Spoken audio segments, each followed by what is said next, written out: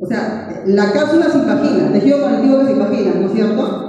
Va a producir como unos espacios donde se van a ubicar senos también, senos linfáticos. Por ejemplo, el seno linfático que se encuentra ubicado debajo de la cápsula, ¿cómo se va a llamar? Seno subcapsular. Sigue penetrando el tabique o trabécula al órgano y se va a formar hacia la corteza, mejor dicho, porque tiene una corteza, y se va a formar el seno paracortical o trabecular. Y si estas, vamos a ver también, tenemos entonces arriba, debajo de la cápsula, seno subcapsular, entre la trabécula, seno cortical o paratrabecular. Y hacia la parte medular, porque tiene una parte medular, vamos a ver otro tipo de seno. Ahí tenemos a los senos medulares. Entonces vemos tres tipos de senos: seno subcapsular, seno trabecular, en la corteza me refiero, y en la parte medular, ¿cómo se llama el seno? Seno medular. En la parte medular, seno medular. ¿Ya? Tres tipos de senos. Entonces, histológicamente, el ganglio linfático es un órgano encapsulado, tejido conectivo denso y regular, con abundantes meningaqueas y dipocitos. Presenta tres zonas. En la zona de la corteza, ¿no? La dividimos en dos, una superficial y una profunda. La corteza tiene una parte superficial y una profunda. ¿Cómo reconozco la superficial? Por la presencia de esto, de los folículos o nódulos linfoides. ¿Está bien? Esa es la parte de la corteza superficial. Y la parte de la corteza profunda es esta, donde no hay los nódulos. ¿Ya? No hay nódulos, solamente hay linfocitos acá. Y la otra parte, ¿no? Repito, corteza superficial, corteza profunda, también llamada paracorteza. Y una parte media que viene a ser su parte medular. La parte medular, la corteza superficial ya les dije está formada por los nódulos, y la parte de la paracorteza constituido principalmente por linfocitos del tipo T. ¿Ya? En la parte medular vamos a ver senos medulares entre los cordones medulares. En los cordones vamos a ver linfocitos, macrófagos, células plasmáticas, todas las células que tienen que ver con la respuesta inmunitaria también, ¿no? Y también con la defensa, porque los macrófagos van a eliminar células que no están viables, ¿no? Entonces tenemos la corteza, su paracorteza y su parte medular. A mayor aumento vemos ahí la corteza con su cápsula, una corteza de tejido conectivo denso fibroso o irregular, con abundantes adipocitos. Vean cómo, lo que les decía, ¿no? Acá, este espacio viene a ser el seno subcapsular. Miren cómo el tejido conectivo ha ingresado por las trabéculas. Estos espacios, ¿cómo se llaman? Senos trabeculares. Estamos en la corteza. Y más abajito estaría la paracorteza. ¿Por qué digo que es la corteza específicamente superficial? Por la presencia de los nódulos linfoides. Yo les pregunto, ¿este nódulo linfoide qué tipo es? ¿Primario o secundario? ¿Y este que está acá? Primario. Aquí los linfocitos son vírgenes, no han tenido contacto con antígenos. En cambio aquí sí ha habido una activación. No solamente hay linfocitos B, acá también células, miren, linfocitos B de memoria. Quiere decir que esos linfocitos tienen la capacidad de poder reconocer sustancias extrañas que antes habían entrado y puedan hacer una respuesta mucho más rápida para eliminarla ahora. La parte medular les decía que está formada por los cordones medulares y por los senos medulares. ¿No? Por todos los senos lo que va a pasar es, ¿qué cosa pasa? La linfa. Entonces la linfa tiene que ser filtrada por este órgano. ¿Ya? La linfa tiene que ser filtrada. En cambio, en el vaso lo que pasaba era la sangre para que también sea filtrada.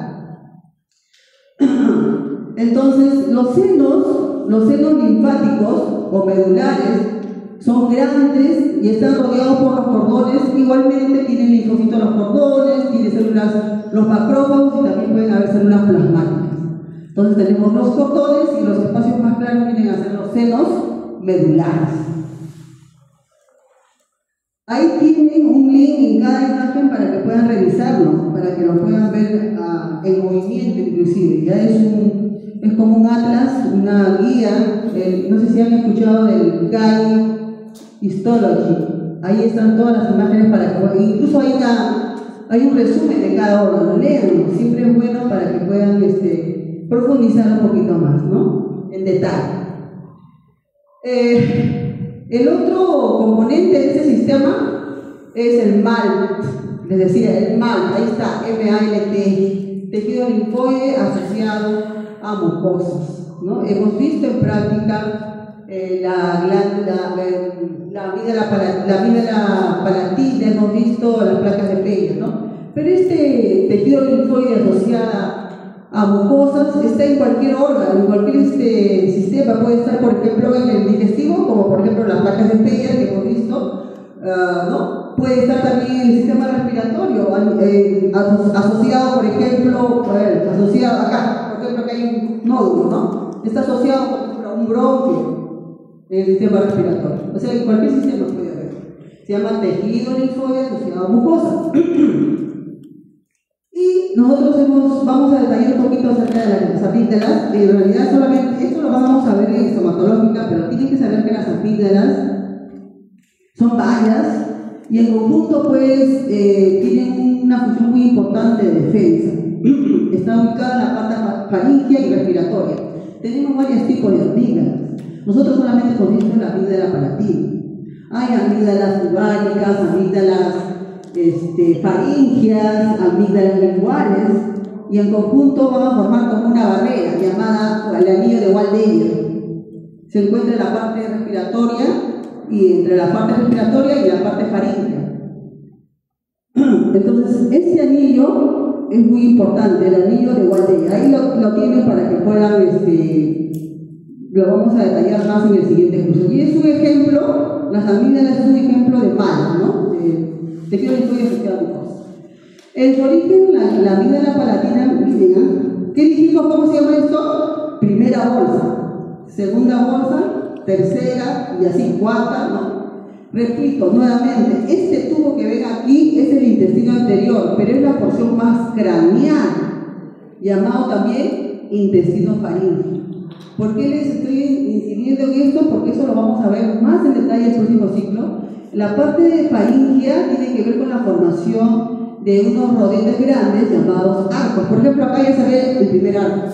No se distingue bien el segundo porque es un desarrollo ya un poquito más avanzado. Si fuera más temprano, ¿no? Es más de 4 semanas más. A la cuarta semana se forman todos los arcos, rodetes. Y a medida que avanzan los días, las semanas, los arcos, miren cómo caen, ya va desapareciendo. Internamente vamos a ver bolsas, externamente vamos a ver surcos, como por ejemplo esto. Esta es la primera bolsa, es la segunda, ya dijimos que de la tercera bolsa, ¿qué órgano se formó? El timo. Miren el timo, miren ahora, la amígdala palatina se origina de la segunda bolsa faríngea. Ahí está, amígdala palatina. Entonces de ahí viene su origen. Si yo les pregunto cuál es el origen blastodérmico de la amígdala palatina, ¿qué me respondería? ¿Ecto? Endodérmico, así es. Porque ya les he dicho que todas las bolsas son de origen endodérmico, la parte del revestimiento epitelial. Muy bien, ese es el origen. Vean ustedes cómo, ¿no? La amígdala palatina de la segunda bolsa, y al mismo tiempo se pueden dar cuenta que hay una estructura que tiene la forma de una mariposa acá. Quiero que más o menos ya se vayan ubicando porque luego lo vamos a ver. Les decía que esta es la parte de la faringe primitiva, ¿no? Faringe primitiva, y estamos apreciando un agujero llamado ciego. Y esta parte del agujero ciego para adelante, dice ahí, ¿no? Es la parte que va a corresponder o va a dar origen más adelante, un poquito más adelante, la parte del cuerpo de la lengua. Miren, ahí se va a formar la lengua. Y para acá atrás se va a formar la raíz de la lengua. Entonces es un punto de reparo muy importante este agujero ciego a esta edad, porque va a tener que ver con la formación de esta estructura que tiene la forma de mariposa. Ahí lo ven, porque quiero que se den cuenta más adelante para por qué lo estoy mencionando. Ya, entonces, histológicamente, la amígdala palatina, miren, es un órgano que representa al mal, no tiene cápsula, sin embargo, profundamente, en su profundidad sí tiene una cápsula, pero incompleta, de tejido conectivo denso y irregular. Pero superficialmente, miren, esta es la parte superficial, sí, lo que tiene es un epitelio, ya ustedes lo han visto, es un epitelio estratificado, no queratinizado. ¿Está bien? Entonces, no se considera como órgano encapsulado porque su cápsula es solamente en su parte más profunda y es una porción nada más de cápsula, pero superficialmente sí está revestido por un epitelio poliestratificado pero no queratinizado, el cual se va también a imaginar. Miren cómo se introduce y qué está formando, lo que se conoce, lo que ya han visto, ¿cómo se llama? Las criptas. ¿Ya? Las criptas amigdalianas, lugar donde se puede acumular restos de alimento, se pueden acumular células escamadas, muertas, inclusive algunos microorganismos. ¿Ya? Esas son las criptas amigdalianas. En su parénquima vamos a ver, o sea, la parte funcional que tiene que ver con la defensa inmunitaria es que vamos a ver la presencia de estos nódulos. Se dan cuenta, ahí están los nódulos linfáticos, ¿no? Y como todo nódulo, puede ser, en este caso, son secundarios porque están activados, ¿no?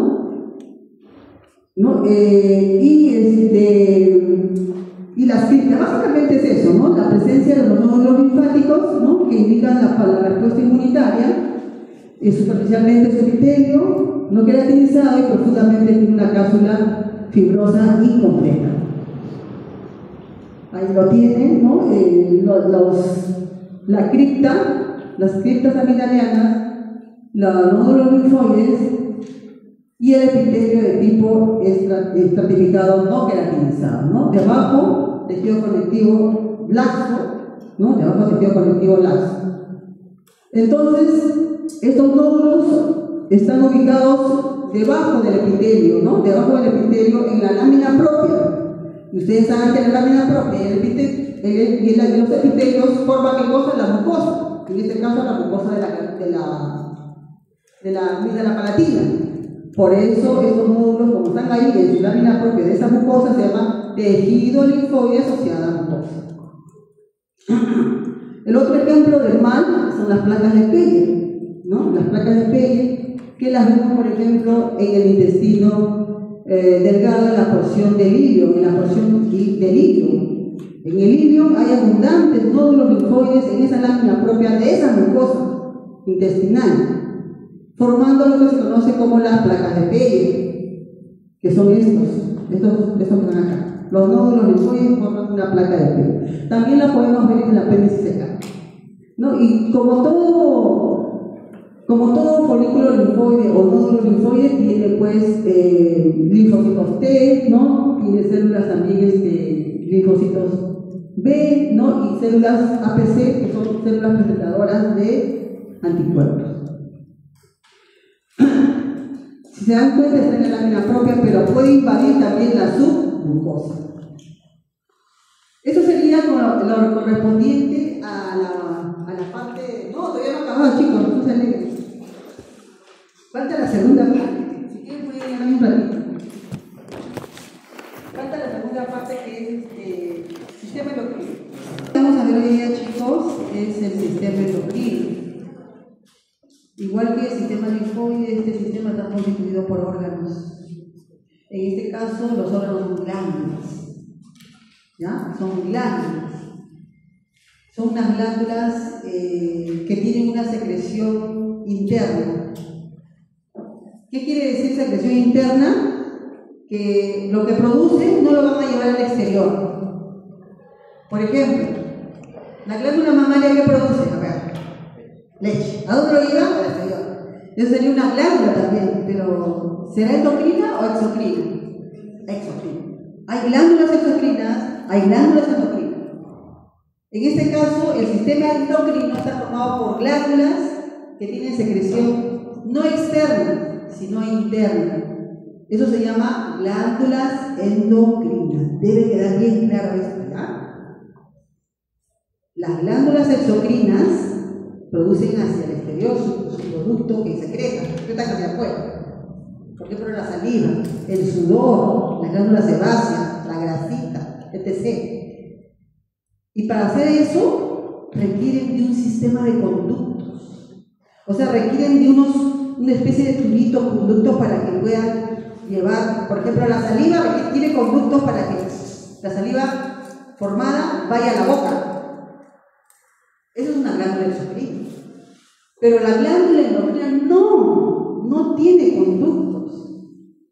Lo único que produce una glándula endocrina, porque tenemos varias glándulas endocrinas en el cuerpo, lo único que van a producir son hormonas. Son hormonas que son como unos mensajeros químicos. Y lo producen como una secreción interna. Y esa producción de hormonas no lo llevan al exterior, sino lo llevan al torrente sanguíneo. Allí, estas hormonas van a producir, o son mensajeros químicos que van a no producir, sino pueden modificar las funciones de diferentes órganos. No originan función las hormonas, solamente regulan, modifican, ¿ya?, las funciones de diversos órganos, como está lleno, el órgano blanco. Pero tiene que quedar bien claro que las hormonas, mejor dicho, las glándulas endocrinas no requieren de un sistema de conductos. Ahí está la primera diferencia con las glándulas, por ejemplo, exocrinas, que sí tienen sistema de conductos histológicamente hablando. Aquí no, de frente se va la sangre. Por ello, ustedes van a ver, y hemos visto en la práctica, que las glándulas, por ejemplo, la hipófisis, la tiroides, cualquier glándula endocrina que produce hormonas, entre sus células parenquimatosas hay un montón de capilares, bastantes vasitos ahí, ¿sí o no? Porque ni bien producen la hormona, ¡pum!, lo llevan al capilar, a la sangre. Pasaditas así como de frente, no requieren conductos. Y esa es la sangre, esos son los capilares de tipo sinusoidales, capilares fenestrados o continuos. Ahí lo llevan. ¿Está bien? Entonces, esa es la gran diferencia. Y existen varios tipos de glándulas que constituyen este sistema. Tenemos, por ejemplo, la glándula pineal. No tocar esa glándula. Miren, el hipotálamo es una glándula maestra muy importante que le ordena, le regula a otra glándula que es la pituitaria. Esta, que es la hipófisis o pituitaria. ¿Quién le ordena a la glándula hipófisis que secrete hormonas? El hipotálamo. ¿Ya? Tenemos la glándula tiroides, paratiroides, la suprarrenal, el páncreas endocrino, las gónadas, ¿no? Los testículos, el ovario también son glándulas endocrinas, pero también son exocrinas, o sea, tienen doble función. Ya hemos visto la parte exocrina de la gónada. Solamente lo estoy mencionando, no vamos a hablar de la gónada. Solamente hablaremos de algunas de las glándulas endocrinas, ¿no?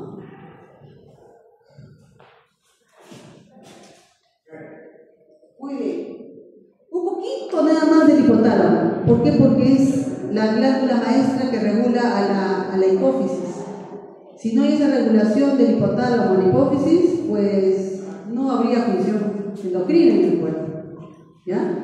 Entonces, el hipotálamo, primero que nada, miren, esta es la zona que corresponde al encéfalo, ¿no? Vamos a ver, el hipotálamo está en la parte del encéfalo, desde el hipotálamo. Miren cómo se conecta a través de terminaciones nerviosas, obviamente. Miren cómo se conecta con la pituitaria, o sea, con la glándula hipófisis. La hipófisis está acá, esta es la silla turca. Todo esto lo vamos a ver con mayor detalle el próximo ciclo, en estomatológica. Aquí está la hipófisis. Esta es la silla turca. Miren la conexión. Entonces, regula esto, cosa que es la glándula maestra.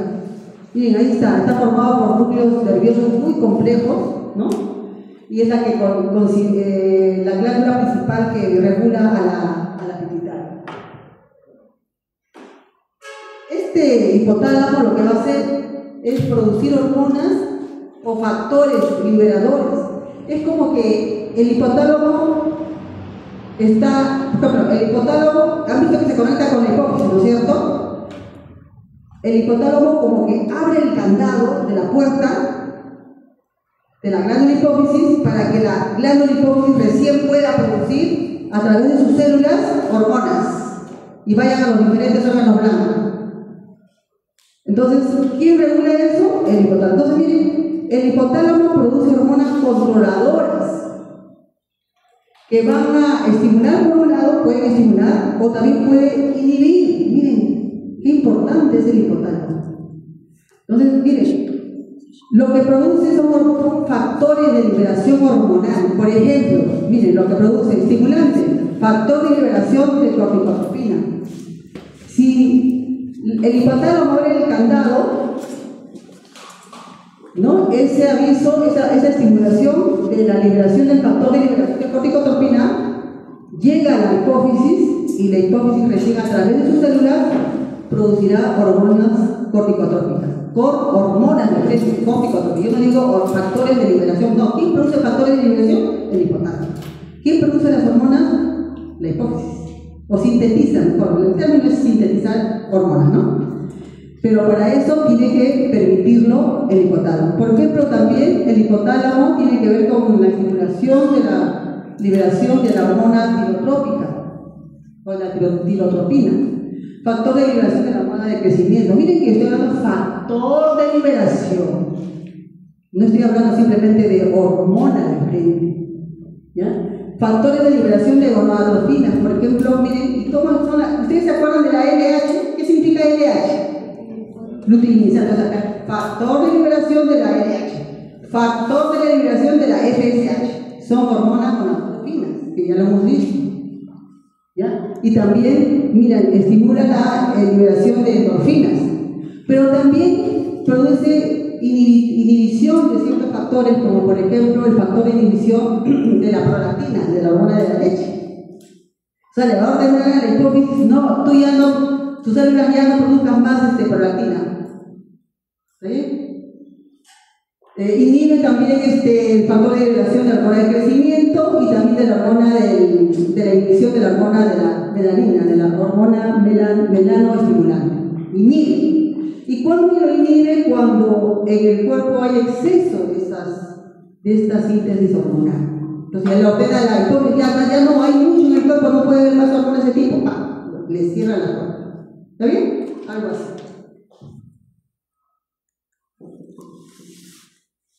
La pituitaria, ya saben ustedes que es una glándula pequeñita que se encuentra en la silla turca, ¿no? El tamaño ahí tiene el peso, tiene que ver con la regulación del crecimiento porque sus células tienen que ver con la síntesis de hormonas de crecimiento, ¿ya? Regula también reproducción y el metabolismo. Regula, no produce funciones, regula, ¿ya? Sus células, al producir hormonas, hacen la regulación. Como pueden ver, así macroscópicamente podemos ver una parte anterior llamada de hipófisis, una parte posterior llamada neurohipófisis y una parte media que es la parte media o intermedia, ¿no? Así macroscópicamente, anatómicamente. También se le conoce como pituitaria. Bien, tiene dos lóbulos, ya dijimos. Vamos a hablar un poquito de la embriología. Primero que nada, el lóbulo anterior se llama hipófisis y se divide en tres partes. Tiene una parte distal, parte intermedia y parte tuberal. En práctica nosotros hemos visto la parte distal y la parte intermedia, ¿se acuerdan, no? No hemos visto la parte tuberal. Por lo tanto, en la explicación detallada solamente hablaré de los dos puntos primero. ¿Ya? Entonces, tienen que saber que tiene tres partes, ¿no? La parte distal, recuerden que ahí están las células del parénquima, las células acidófilas, basófilas, ¿se acuerdan? Alfa, beta y las cromófomas, ¿se acuerdan? Y en la parte intermedia están los folículos concoloides, ¿se acuerdan? Tienen que recordar, porque esa es la parte intermedia que le pertenece a la adenopófisis, no a la neuro. La parte intermedia le corresponde a la adenopófisis. Y la adenopófisis o lóbulo posterior está formado por Tres partes también, tiene una eminencia, no parte, eminencia media, un infundíbulo y una parte nerviosa. En práctica, de las tres hemos visto cuál parte. La parte nerviosa, donde hemos visto los pitricitos, donde hemos visto los cuerpos de Herring, ¿se acuerdan? Y algunas fibras nerviosas. Esa es la parte nerviosa de la neurohipófisis. Por lo tanto, el detalle será en la explicación de la parte nerviosa. Pero tenemos que saber que embrionariamente la parte anterior de la hipófisis se origina del ectodermo, mientras que la parte posterior se origina del neuroectodermo. Al final, los dos son ectodermos, pero tienen un detalle en cuanto a una especificidad de su origen, ¿no? La parte de la neurohipófisis, cuando el embrión, bueno, en etapa embrionaria, el techo, hay un techo en la cavidad bucal, bueno, no hay un techo definido todavía, pero la parte superior del estomodeo boca primitiva, allí se produce como una especie de bolsita, como un divertículo respiratorio. ¿Acuerdan? Una bolsa, todo el desarrollo de las estructuras se forma como divertículo. Se forma una imaginación en el techo de la cavidad bucal primitiva, una imaginación que va a subir hacia la parte, digamos, superior. Miren, a esa imaginación del ectodermo, del techo de la boca o de la pared del estomodeo, en otras palabras, se le llama bolsa de Errant. Entonces, ¿de dónde viene? La pregunta es, ¿cuál es la estructura embrionaria que da origen a la apófisis? La bolsa de Errant. Punto. ¿Qué origen plasmático tiene? Ectodermo. Punto. ¿Hasta ahí estamos? Pero en la neurohipófisis, en cambio, viene del neuroectodermo. Ya ustedes han visto el diencéfalo, ¿no? Hemos conocido el diencéfalo. En el piso del diencéfalo se forma una estructura que tiene la forma de un ojalito. En la práctica pasada creo que lo hemos visto. Ese ojalito en el piso del diencéfalo se llama infundíbulo. ¿Ya?